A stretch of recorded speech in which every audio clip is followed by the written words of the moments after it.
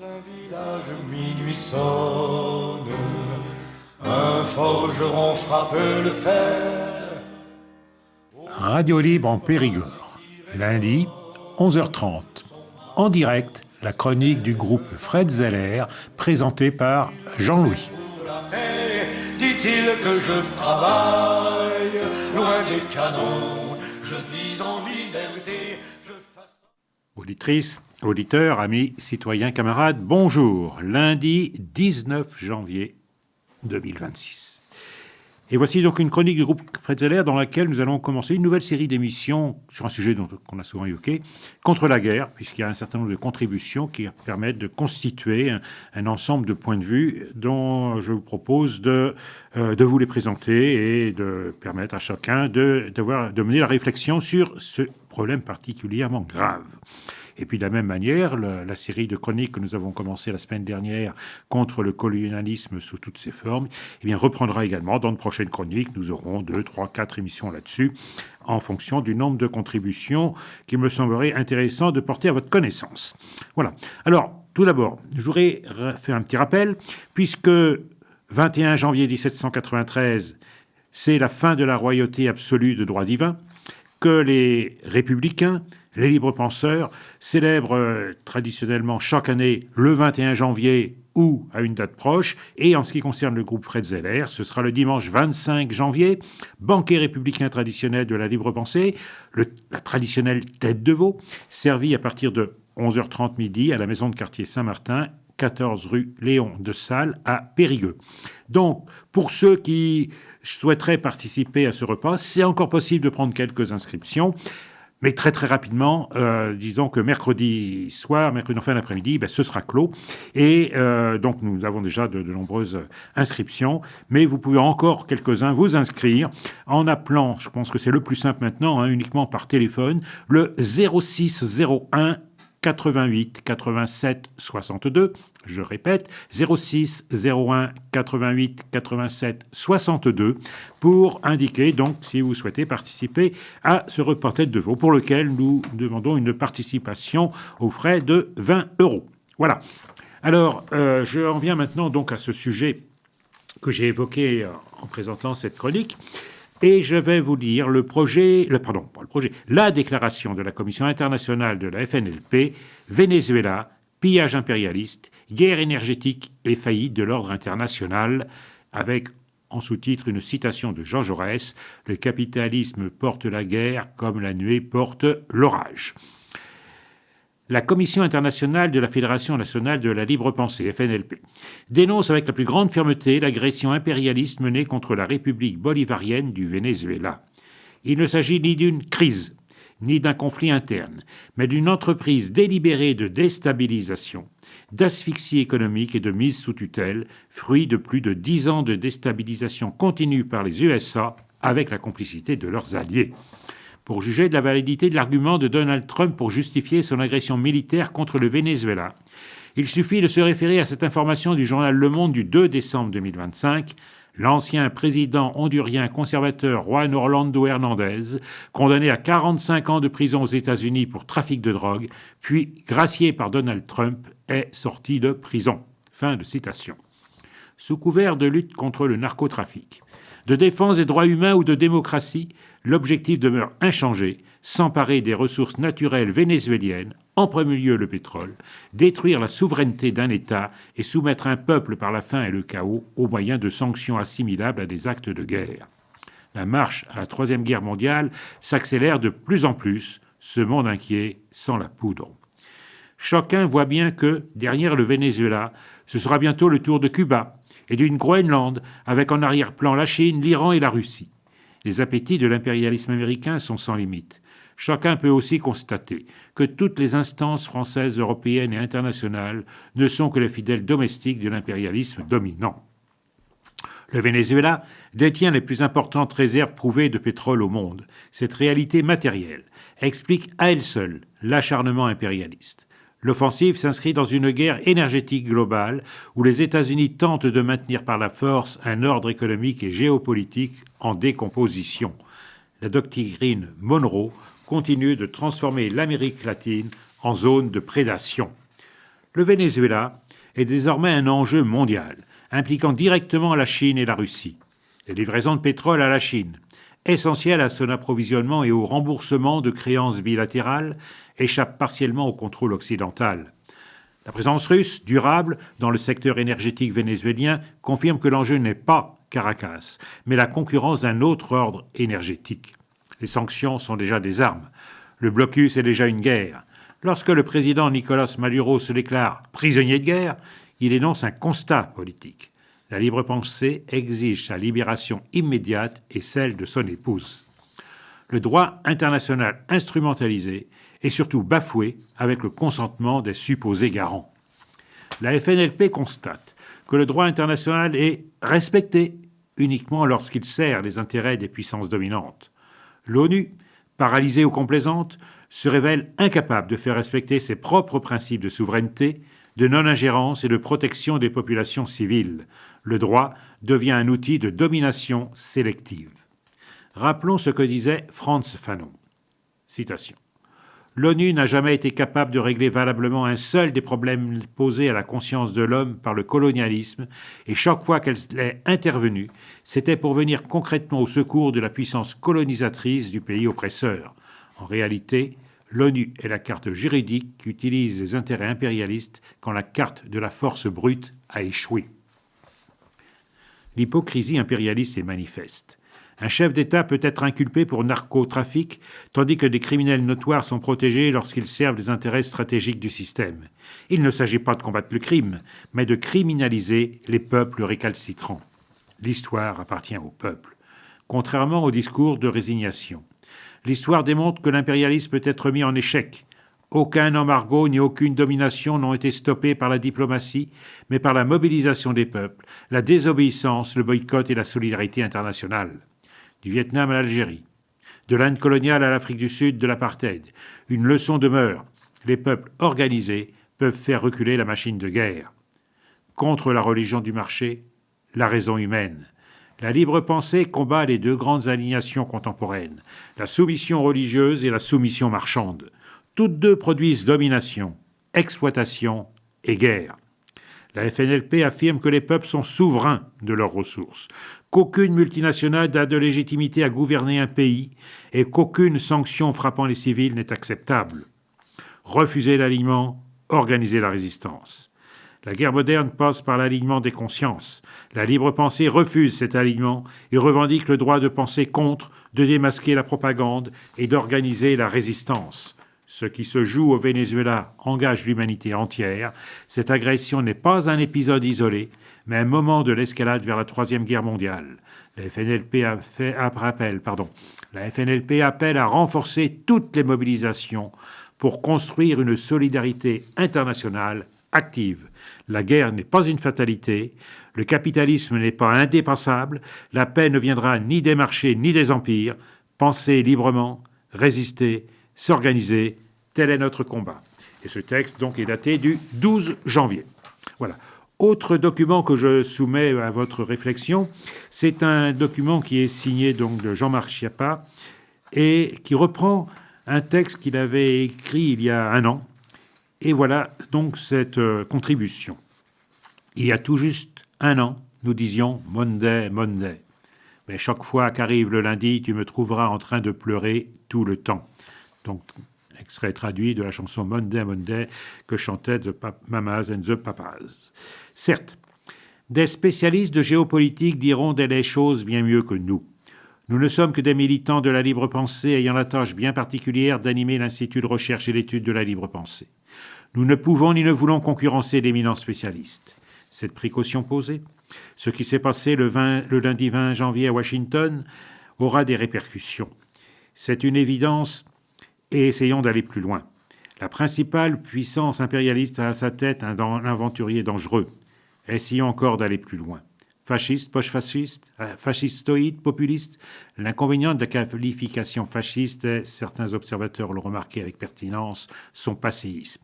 Le fascisme est une forme politique limitée dans le temps, après la Révolution russe jusqu'à la fin de la Deuxième Guerre mondiale, avec des caractéristiques bien précises, Utilisation de bandes armées petites bourgeoises, composées de lumpen et de déclassés pour écraser le mouvement ouvrier et la démocratie au compte du grand capital qui instrumentalise ces bandes. Nous l'avons déjà écrit plus d'une fois, le fascisme n'est pas une idée, c'est une force. Chercher une théorie fasciste, c'est demander du lait à un bouc. Or, aux États-Unis, pas seulement, mais nous examinons les États-Unis, le mouvement ouvrier n'est ni absent, ni défait, ni écrasé, ni démoralisé. Grèves, manifestations, surgissement de forces nouvelles, de syndicats nouveaux, etc., sont une donnée quotidienne. Donc la qualification de fasciste ne tient pas. Dans le meilleur des cas, elle est formelle, donc superficielle. C'est ce qu'est Trump ce suffit. Les États-Unis ont déjà créé des personnages vindicatifs, tribuns populistes, pensons à Wei Long, immortalisé dans Les Fous du Roi de Robert Penn Warren, probablement un des plus beaux romans du siècle dernier, militaristes, Patton, MacArthur, limogé par Truman parce qu'il allait trop loin en Corée, et quelques autres de moindre calibre. Excluons d'Alice McCarthy, qui en fait n'est pas très important, ou politicien véreux, Nixon, ou encore belliciste acharné, Kissinger. Trump est tout cela, mais à un niveau bien plus élevé et bien plus dangereux. Il y a du matamor, mais pas que. Les prudents, comme l'évêque Wood, s'en inquiètent. Trump va trop loin. Nous reviendrons certainement sur la place et le rôle des églises comme garde-fous de l'impérialisme. Certes, mais tout cela pose deux questions.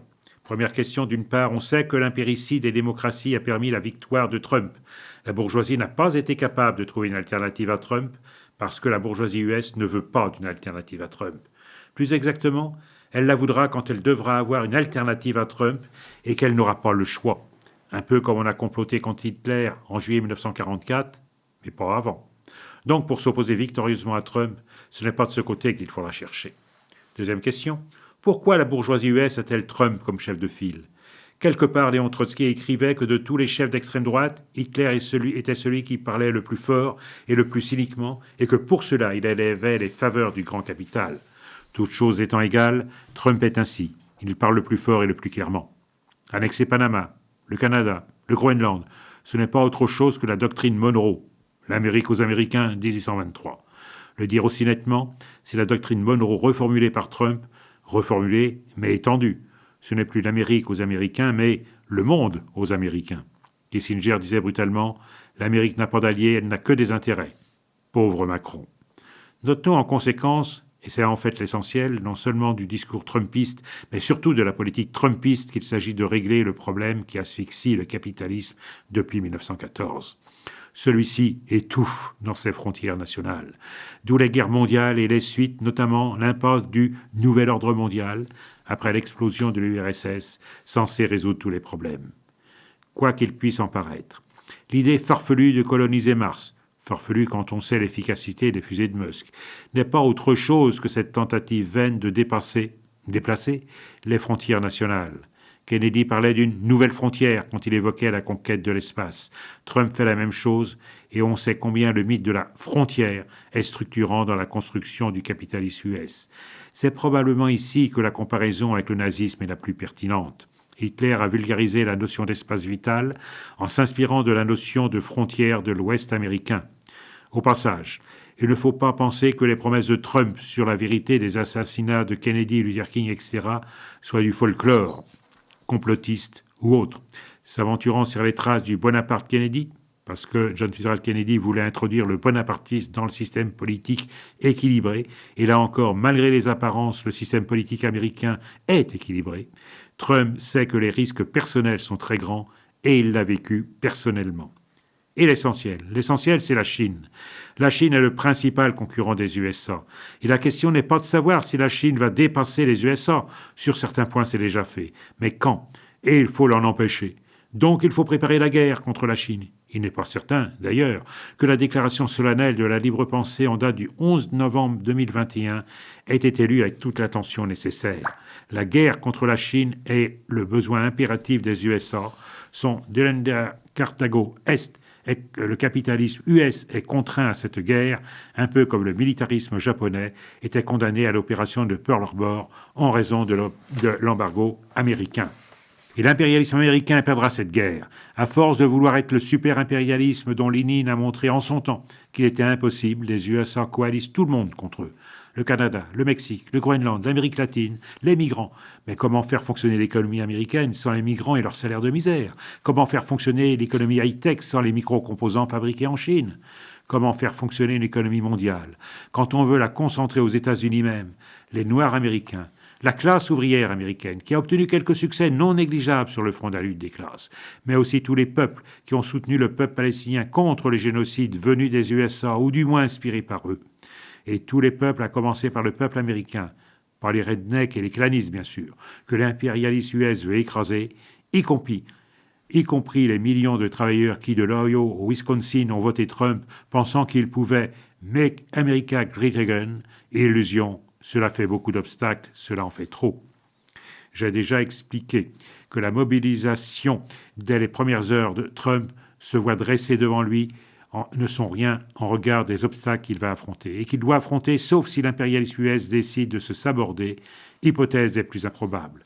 Alors dans ce cadre, savoir si Musk a fait ou pas un salut nazi n'a pas une grande importance. Ce n'est pas cela qui est essentiel, mais nous enregistrons avec un certain plaisir que tous les avocats du sionisme génocidaire ont cherché à nier le caractère nazi du Sieg Heil muskien.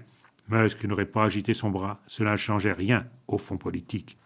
Et c'est à cette aune, à ce fond politique de l'impasse impérialisme, qu'il faut mesurer les ajustements logistiques que fait l'impérialisme en Ukraine ou au Moyen-Orient, même si cela entraîne et illustre une défaite politique devant l'impossibilité de réduire la résistance palestinienne qui, paradoxalement, sort renforcée. Trump réduit le front pour concentrer sur la Chine. Que cela plonge Zelensky et Bibi dans des tourments est un dommage collatéral ou un plaisir à ne pas bouder, regardons la liste des ministres sionistes déconfits ou celle des généraux démissionnaires. En un mot comme en mille, prenons le temps d'étudier ce qui se passe aux USA et ce qui s'est passé lundi 20 janvier 2025 à Washington. Nous aurons l'occasion de développer les conséquences, parce qu'il y aura des conséquences pour l'Institut de recherche et d'études de la libre pensée et son activité. À bientôt donc. Donc c'est un texte Jean-Marc Schiappa, écrit, je rappelle, le 23 janvier 2025. Voilà. Et puis, pour terminer, alors je n'aurai pas le temps de le lire en totalité, probablement, je voudrais signaler une interview dans le journal Asymptomatique de Pierre Galland, 55 ans de combat pour la paix. 2025 marquait les 55 ans de combat pour la paix dans le monde par de nombreuses personnes réunies autour de Pierre Galland, cofondateur du Comité national d'action pour la paix et le développement, qui est devenu ensuite la Coordination nationale d'action pour la paix et la démocratie. Dans l'histoire de ces luttes pacifistes, les jeunes générations peuvent trouver des exemples inspirant leur combat pour un avenir de paix et de démocratie. Voici donc des extraits du discours prononcé à l'improviste par Pierre Galland le 15 octobre dernier, donc dans cet organisme. Le texte qui suit a été adapté à l'écrit. Sur le site, vous pourrez retrouver, donc sur le site Asymptomatique, le discours tel qu'il a été prononcé, ainsi que les témoignages de ceux qui ont perpétué cet engagement pacifiste jusqu'à nos jours. Mes chers amis, c'est vrai que j'ai été le premier président, mais nous étions les cofondateurs. C'étaient les organisations de jeunesse et notamment le mouvement étudiant et le mouvement syndical. Pour qu'ils puissent se faire entendre, il fallait qu'ils trouvent quelqu'un qui collaborait avec tous. J'étais secrétaire général d'Oxfam. Ils m'ont demandé d'être le président et de la coordination parce qu'Oxfam représentait à la fois le développement et le désarmement. En effet, notre principe de base était, pour avancer, il faut deux jambes, une pour le désarmement, une pour le développement. Pourquoi ce thème-là ? Tout simplement parce que les Nations Unies ont été créées sur ces deux piliers, la paix et le développement. Et pourquoi en 1970 ? Parce qu'on est après 1968, c'est-à-dire qu'il y avait dans nos milieux de jeunes une révolte sur des objectifs clairs. L'achat des AMX-15, qui étaient des chars nouveaux de l'époque, l'achat des C-30, qui étaient les gros porteurs au niveau des avions, les plus gros porteurs, la FN et la production de fusils qui partaient partout dans le monde et qu'on dénonçait. Avec des syndicalistes, nous sommes parvenus à démontrer qu'il y avait des doubles caisses d'armes qui partaient avec une adresse officielle. Quand elles arrivaient dans un pays donné, on enlevait la première caisse et en dessous, on trouvait la caisse marquée avec le vrai destinataire. Un jour, M. Harmel, ministre des Affaires étrangères, était en train de jurer, donc on parle du ministre des Affaires étrangères de la Belgique, était en train de jurer la main sur le cœur qu'il n'y avait pas d'armes dans l'avion qui partait pour le Biafra, que c'était pour l'humanitaire. Voilà que l'avion se fracasse, il était plein d'armes. c'est la Belgique. C'est une hypocrisie permanente. Mobilisons contre la guerre du Vietnam. En 1970, on approche de la fin de la guerre du Vietnam. À l'époque, le Vietnam était la Palestine d'aujourd'hui. Le monde entier se mobilisait pour ce pays. Une anecdote. Des objecteurs de conscience comme Jean Van Linde partaient en Allemagne, l'un d'entre eux déguisé en soutane. Qu'est-ce qu'ils faisaient ? Ils allaient acheter les armes qui allaient servir pour le FLN en Algérie. Lui qui était un pacifiste, qui était allé en prison et qui avait dû travailler dans la mine parce qu'il avait refusé de prester son service militaire. Et en même temps, il était capable de comprendre que le mouvement de libération pour l'émancipation des peuples choisissait eux-mêmes les moyens pour cela. S'ils avaient besoin d'armes, on pouvait leur apporter des armes. Ce qu'Oxfam n'a jamais fait. Nous avons choisi une autre voie. Nous apportions notre soutien à tous ces mouvements de libération afin qu'ils puissent démontrer qu'ils sont capables de gérer l'État. Et donc, on leur apportait des sacs à dos de santé, des sacs à dos d'éducation, des vélos pour transporter les vivres. On a envoyé des vélos partout, au Mozambique, en Angola, etc. Nous étions devenus des spécialistes du vélo. Autre exemple. Nous allons chercher des soldats américains dans les bistrots à Francfort en train de se saouler parce qu'ils ne devaient partir au Vietnam. Nous sommes parvenus à les persuader qu'il y avait une filière pour s'exfiltrer et ne pas aller au combat. Nous les amenions en Belgique, chez Antoine Allard, fondateur d'Oxfam en Belgique, qui avait une propriété à Knokkelzoet. Les soldats y passaient la nuit, puis on les transportait en Hollande, en Suède, et ils arrivaient au Canada où, grâce à Oxfam, on a payé une radio qui a servi à mobiliser les mères de soldats américains. Ce sont elles qui ont appelé à la fin de cette guerre absurde. Régulariser les sans-papiers, une autre histoire. On est alerté par un charbonnier qui se trouve à Etterbeek et qui nous dit « Ils ont pris 2 Marocains et les ont mis dans l'avion, ils sont repartis au Maroc ». On se mobilise et on envoie un baron allemand qui travaille à la Commission internationale. C'était un anard complet. Avec lui, nous sommes allés chercher ces Marocains, on les a ramenés. On a tenu une conférence de presse et on a dit au ministre de l'époque « Voilà, ils sont de retour. Ce n'est pas pour les renvoyer. Vous faites une mauvaise politique. » On a fait un gros tabac là-dessus. À l'époque, cette opération et sa mise en lumière ont été faites par le journal pour nous. Nous sommes ainsi parvenus à obtenir une régulation des sans-papiers. Et surtout, on a mis en place une filière pour la régularisation des étudiants qui venaient chez nous et qui n'avaient pas de bourse d'études. Nous avons mis au point un système qui a permis de régulariser des milliers et des milliers d'étudiants. Après cela, la Belgique a régularisé plusieurs fois les sans-papiers. Aujourd'hui, la différence, c'est que vous êtes devant un mur quand vous appelez pour obtenir la régularisation de 120 000 personnes qui sont dans nos entreprises, qui sont dans nos rues et qui sont des sans-papiers. Voilà donc le chemin qui a été parcouru dans les années 1970. La première action que le CNRPD a menée à l'époque, c'était de faire fermer la Jungle Foire, une immense foire pour les jeunes. C'était les combats que l'on gagnait. Je vous propose donc maintenant, puisque je ne pourrai pas lire la totalité de ce texte, mais je mettrai les références pour que vous puissiez le lire en totalité sur le site du groupe Fred Zeller, que nous passions donc au choix musical que je vous propose pour cette chronique. Donc c'est une chanson intitulée « Plus jamais ça » et chantée par Serge Tribala. On se retrouve juste après.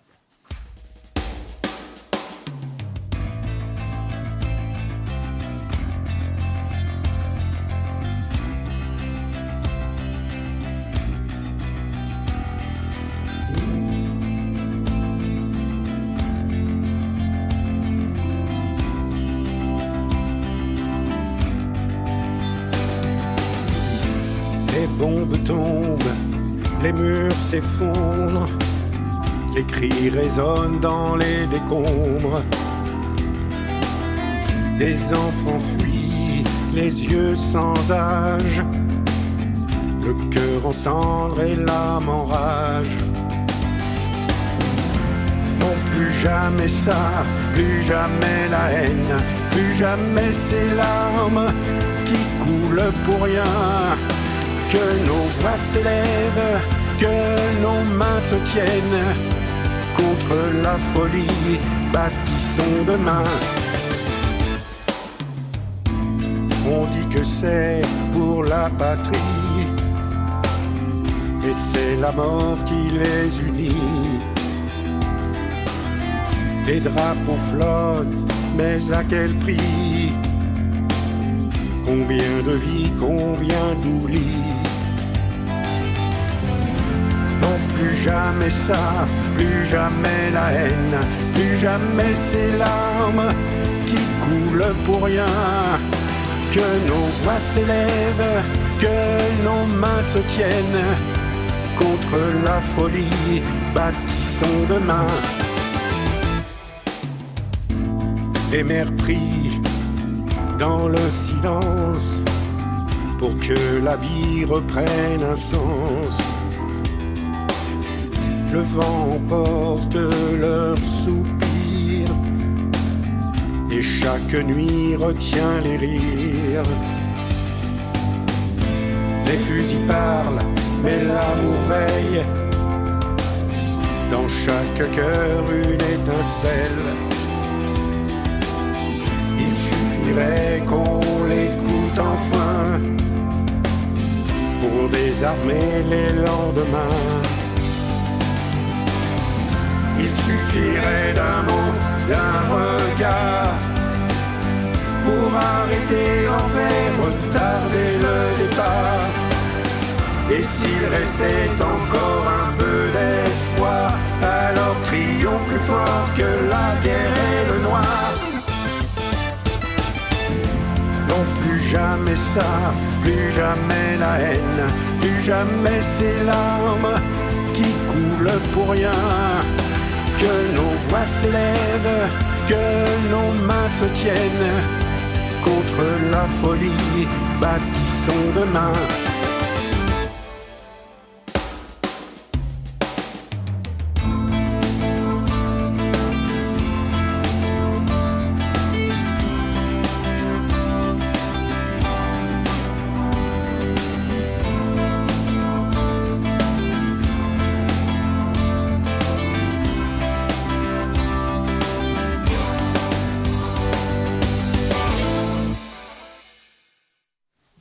Voilà, alors, pour clôturer cette chronique, deux petites informations. Donc, Front laïque, la revue du groupe Fred Zeller donc est sortie, datée de décembre 2025. Elle est disponible depuis le tout début du mois de janvier.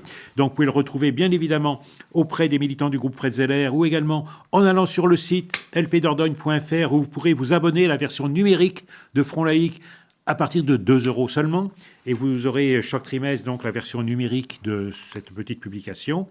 Et puis, une publication de la Fédération nationale de la libre pensée, dont je parle souvent à ce micro, l'idée libre, dont le nouveau numéro est paru il n'y a pas très longtemps, et qui est un numéro qui est très, très, très intéressant, puisqu'il regroupe l'ensemble, toute une série de textes sur la séparation des églises et de l'État, donc des textes qui datent de la période du vote de la loi de 1905, et qui sont intéressants. Je vous donne très rapidement simplement lecture de la présentation qu'en fait Pierre-Yves Modicom. Le mois de décembre 2025 marque les 120 ans de la loi de séparation des églises et de l'État.